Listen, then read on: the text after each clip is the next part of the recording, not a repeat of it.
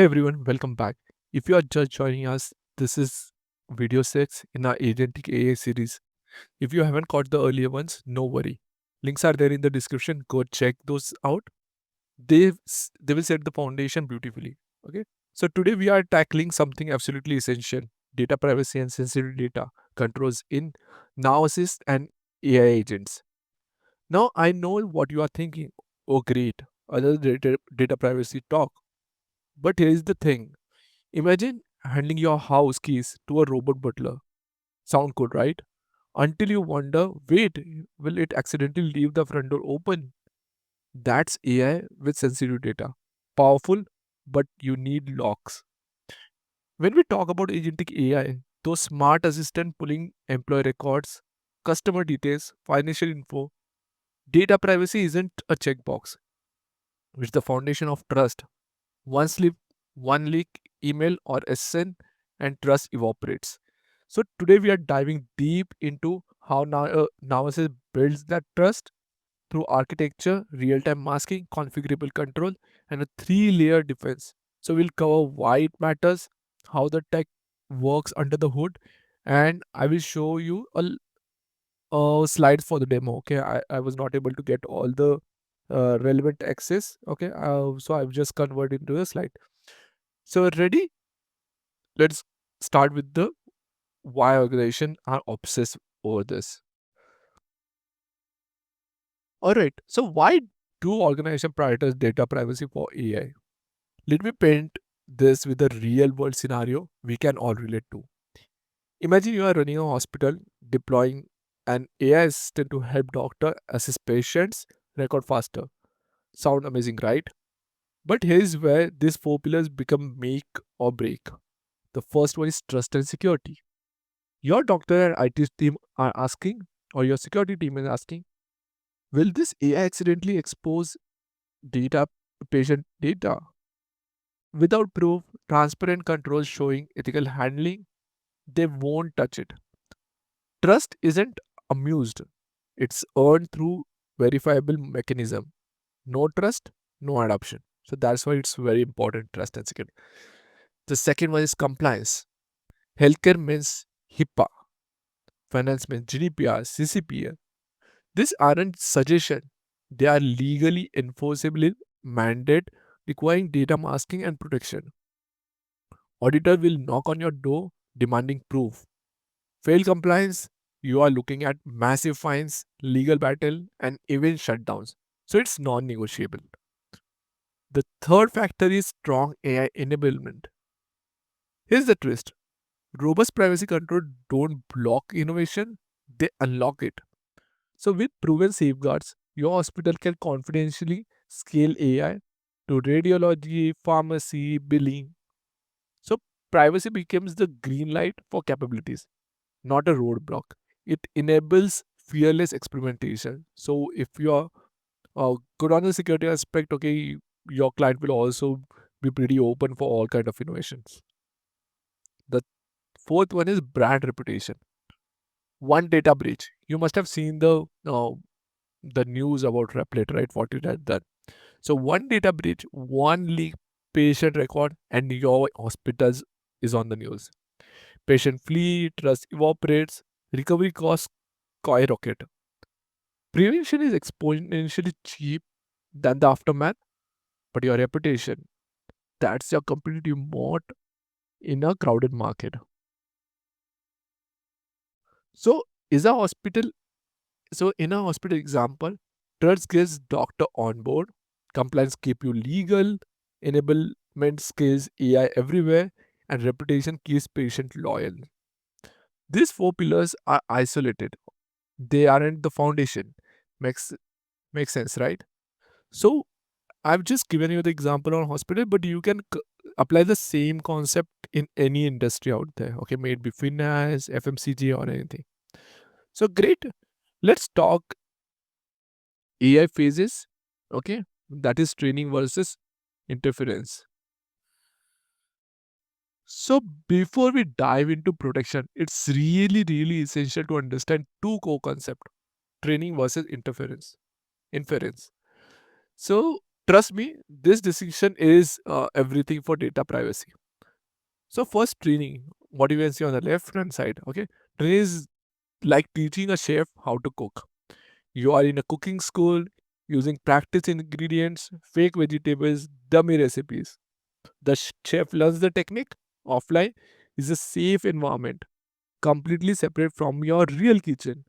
Once trained, once trained, done, that knowledge is baked in. If we talk about the same in the AI term, models are trained before deployment using controlled synthetic or anonymized data sets in isolated environments. So your real data is never touched. It's a time prep phase totally separate from your live system. So we are just training the data on the on a separate instance, okay, with the dummy data out there. Now the second is inference. So is the chef actually work cooking dinner in your restaurant? Real customer, real order, real time. The AI agent now trained serves like request, pull John employee record, show customer history. This happens in production with your actual data. So here's the key. During inference, prompts and responses are transient, processed instantly, then deleted. Your data stays in your instance, no shipping out, no storage elsewhere. So, like the chef, okay, your meal and toast, like your chef, you can consider, okay, cooking your meal and toasting the order ticket right after it's done. So, why does it matters so much? Okay, because that's where AI touches your sensitive real world data daily. Training is safe by design, isolated, but inference, that's the front line. That's where privacy control must be bulletproof. So, if you understood this concept now, so now let's see how we can protect data in real time in service now. So, this is the entire architecture diagram, okay, of how the sensitive data masking is done during the Gen AI inference. So, all right, how does sensitive data masking actually work during Gen AI inference? Let me walk you through this with let's take a with a corporate example that you can totally relate to. Imagine you are an HR manager, okay? You you ask your now assist agent, okay, show me employee John Smith email and salary details over here. May it be via now assist or may it be via AI agents, okay, prompt. So that's your prompt. Real sensitive data request. Now this prompt doesn't go straight to the LLMs. It first top into generative AI controller. Okay, the GAIC. Okay. Think of it as a security preprocessor, the gatekeeper. This is where data privacy happens. So here's the magic. So GIC scans your prompt, detects PII. For example, John.Smith at somecompany.com. Okay. And his salary is around $85,000. It masks them with a placeholder text like some random text we will see. Okay. And salary also it will mask it out. The masking mapping is stored securely in your instance, like a secret decoder ring only you have. Then this mask prompt shows email ID XXX and salary XXX goes to the LLM, maybe ServiceNow LLM or any third party LLM. The LLM process this dummy data. It has zero clue about the real email ID or salary, completely blind to your secrets. So now this processing happens over here with this dummy data. Then LLM sends back a response to GAIC. So employee XXX earn XXX salary to manager some XXX. I'm just masking it out, okay? And GAIC received it in a pre-processing phase, okay? Remember that mapping we have already stored. Now GAIC use it to unmask it out. So the email ID x86 becomes john.smith at the company.com again. So this is how the encryption and decryption happen. So response returns to your agent with the original text with John Smith's email ID and his actual salary. Now the agent sees real data. But here's the kicker. The prompt and response are deleted from the LLM data center immediately. So gone. No trace. Everything stays completely isolated in your tenant. The LLM never saw your real data, your mapping, locked in your instance. It's like sending a letter in code, getting a coded reply, then decoding it at home. The post office never knew your secrets.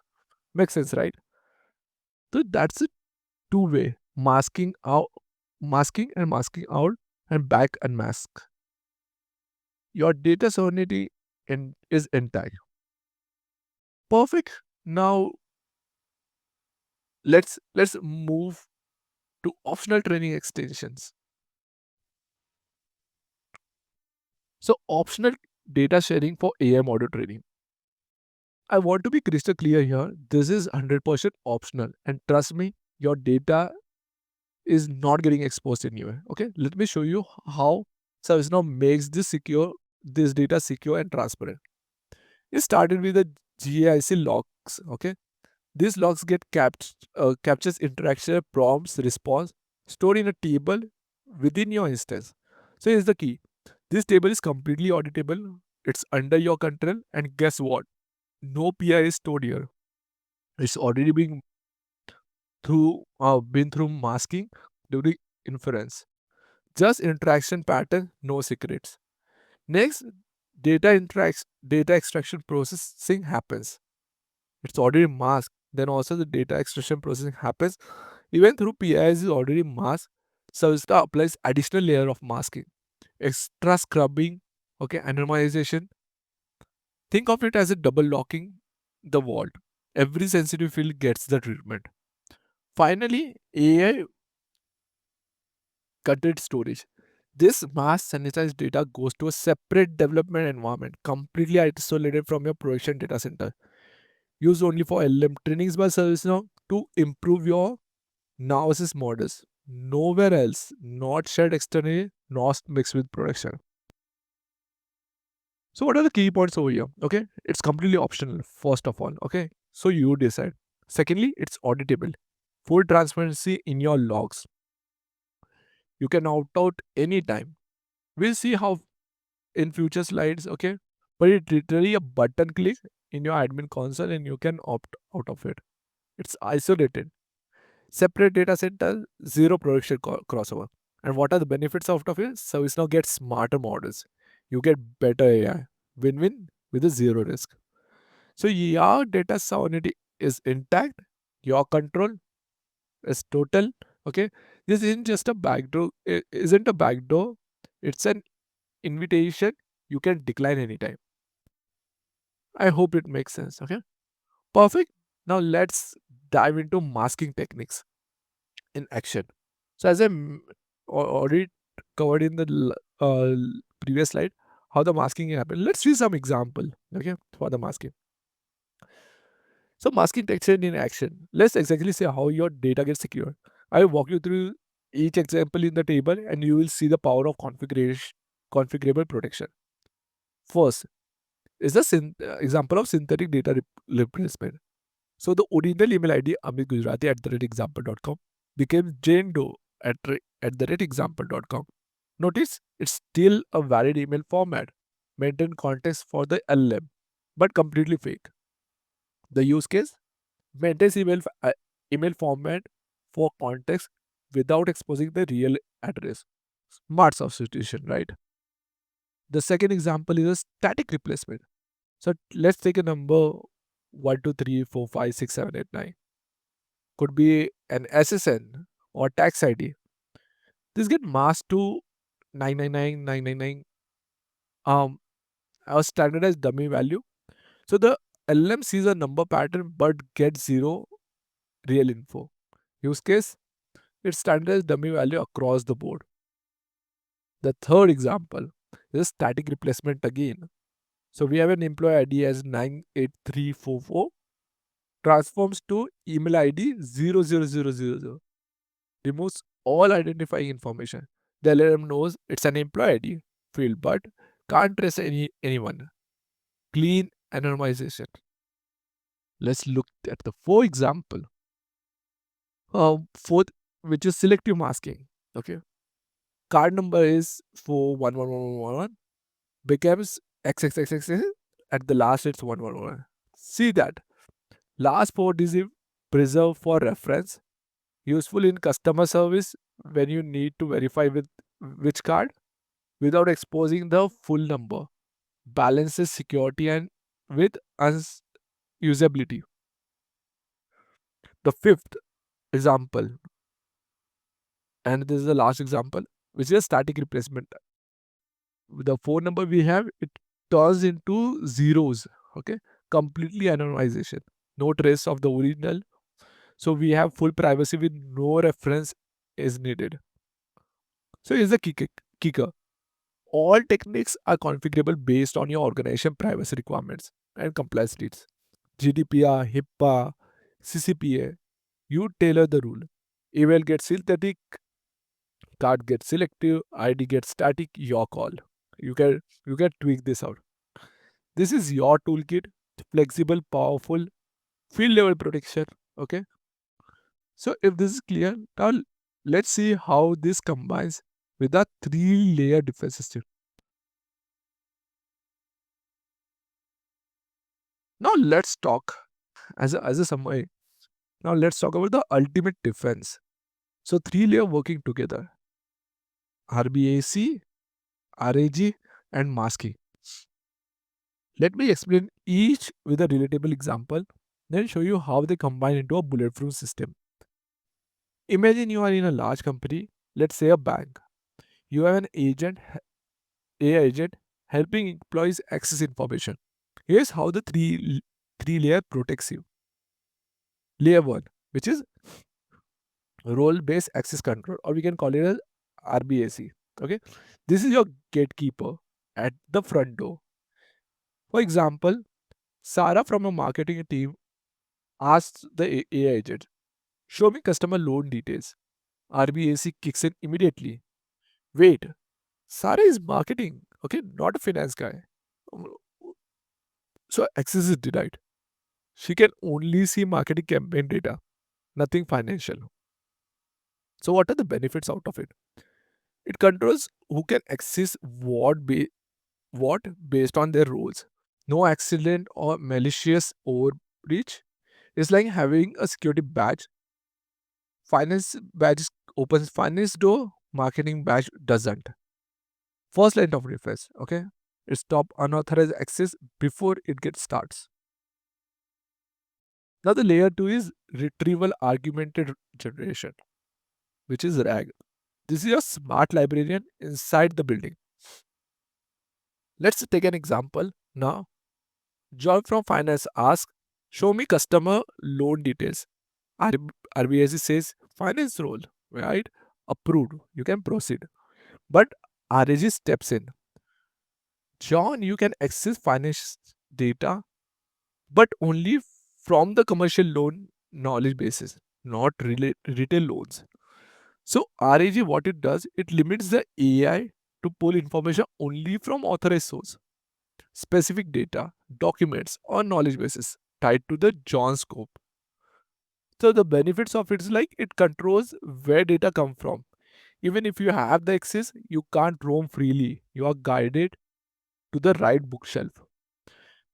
Prevents data sprawl and ensure contextually appropriate response, which is second line. Scope the knowledge. The third, we have already seen this out how exactly it works. It's the sensitive data masking. This is your final sensor with a black marker. Let's take an example again. John queried for by query approved by RBAC, scope by RAG, pulls loan data. So customer J Doe with some loan XYZ amount. Okay. Before this hits the LM, Masking scrubs it. Okay. So the customer name get masked, the loan amount get masked, the account number get masked. Okay. And the LMM processes dummy data, respond safely. Then GSE unmask for John, okay, with the actual information. So what's happening over here? So the benefits what we can see is like it protects what gets exposed to the LLM. Even in authorized scenario, the LLM never sees the raw PAI. Zero risk of leakage, logging or training, or contamination. So this is third line, okay, anonymized in transit. So how they work together, which is a bulletproof defense. I really like this out. So let's replay the entire scenario what we are going through. Okay. So Sarah was from marketing team. She asked for loan data. RBAC blocks her. Wrong role. Done. Attack stopped at the door. Okay. Now John from a finance asked for the loan data. So RBAC approves the right role, but RAG scopes only commercial loans knowledge base. So masking scrubs SSN names get masked to LM, unmasked back to John. So this three checkpoints has zero vulnerabilities. Even if one layer has a gap, say RBAC misconfigured, RAG and masking still protects it. So its defense is in depth, like a bank vault, outer door, inner safe, and time lock. Breach one, two more to stop you. So together they are unstoppable. RBAC controls access, RAG controls scope, masking controls exposure of your data, lockdown at every step. Perfect. Let's see how we can configure the things in our instance. Unfortunately, I was able to. I've granted all the roles to my now learning instance, but I was not able to um, get the relevant modules out there. I'm not able to see. I'm still trying to figure it out, but I got some screenshot around the same, so I can explain you on the screenshot how you say step by step. It's completely step by step. I've covered everything out. So how you can navigate? First, you have to go to the now assist admin. Okay, now assist admin console, and over here, as soon as it get open, you will see a tab called settings at the top. You have to just click on it, and under settings you will see this particular module, data sharing and processing. I'm not sure, I'm still trying to figure it out why exactly it's not visible to me. I've gone through the documentation also, I've given all the required roles, but it's not visible for me, or probably on the now learning instance it's not available only. So data sharing and processing, so once you click on it, you will see three modules: privacy policy, data sharing, and data overflow processes. So let's go to the privacy module first. So as soon as you click on privacy module, you will see the existing privacy policies. So these are default one. Okay, whenever you enable, you will see this particular default privacy policies out there. If you click on view details, okay, for this particular privacy policy, you will see what kind of patterns are selected. For example, credit card, phone number, and all those things are, and what kind of anonymization technique has been assigned to it. Okay. So by out of the box, it's already been configured. But if you want to tweak based on your organization standard, you can do that also. So for that, what you have to do in the privacy policy only, you will see this particular option, manage in data privacy. So you just go and click on this particular thing out, and it will open this page with the existing policy which is in published state, and you can also create a new policy. So you can modify this policy also, and you can create a new policy also. So let's create a new policy. So as soon as you click on create a new policy, it will open this particular form. So here you have to give the name to that particular policy. You have to define what kind of on which particular level you want to apply this policy, and then you can give tables and columns to it. Once this step is done, you can click on continue. which you can see at the bottom, and you will see this particular. So this is the second step out, data pattern anonymization. Here you can select, click on this select data pattern. As soon as you click on the select data pattern, it will show you all the fields which can be PIs. Okay, like example, credit cards, email, date of birth, all those things are. Now you can just check the checkbox out for which you want to do the masking. Okay, so for example, over here I've selected email, IP address, phone number, and couple of more things. So you can see whatever is get selected, it's added over here, and you can select it out.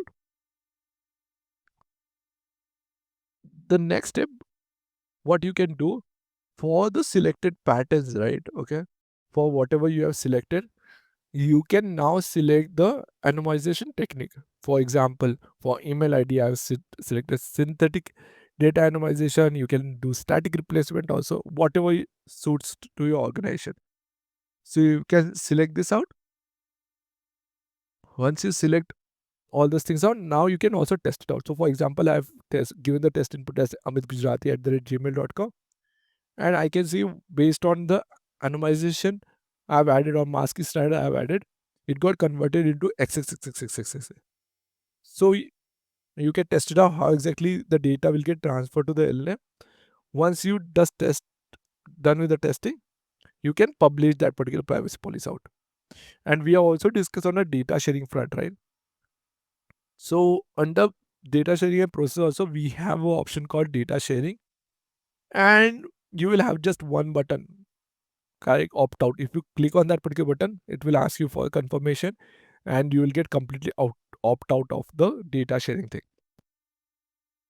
So this is all for today's tutorial. I hope you like it out. Okay. Uh, if you have any questions, any doubts, please drop it into comment. Okay. I'm just trying to figure it out how I can get the this particular things enabled on my now learning instance. Once it's done, probably I will create one more video around the same. But till then, thank you. Have a nice day and keep learning. And just subscribe to this particular playlist because I will be creating more videos on the agentic front. Till then, thank you and have a nice day ahead.